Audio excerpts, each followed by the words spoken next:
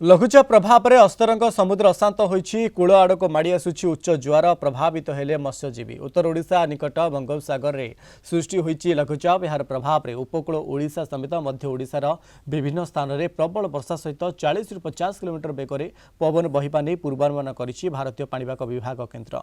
लघुचाप प्रभाव में अस्तरंग और काकटपुर अंचल में गतकाली राति वर्षा जारी रहिबा सहित समुद्र अशांत रहिछि।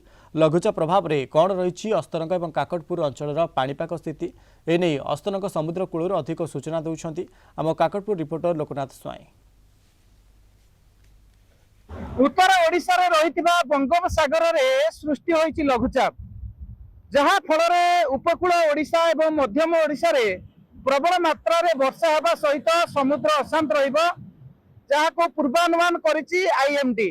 आमे आज रहिछु पुरी जिल्लार अस्तरंगर प्रसिद्ध पर्यटन क्षेत्र पीर जहानिया ठार रहिछु एवं एठारे आपण माने सीधा सड़क चित्र देखुथिबे समुद्र किभଳି भाबरे अशांत रहिछि। समुद्रर बहु दूरରୁ वर्तमान ढेउ सृष्टि होउछि एवं उच्च उच्च ज्वार समुद्र कूल आड़क माड़ी आसुछि एवं वर्तमान प्रबल मात्रा रे वर्षा मध्ये आरंभ हो गेलानि। देखंतु किभଳି भाबरे जुआरिया रहुछि समुद्र एवं समुद्रर ज्वार कूल आड़क माड़ी आसुछि, जहाको नै स्थानीय लोक माने आतंकित रही।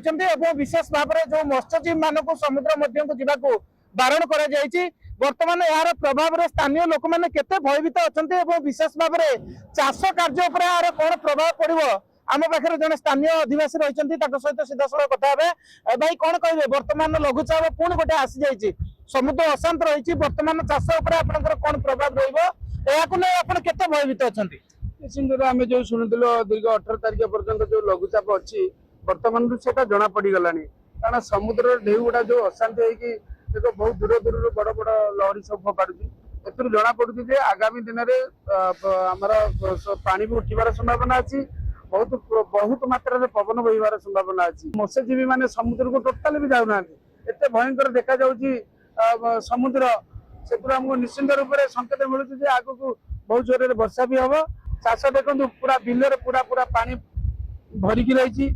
आम जो चाषी भाई मैंने तली पकई से तली गछ सब मरी जाइए बुड़ी जाइए पानी रे, जहाँ फल तली गछ सब मरीगला।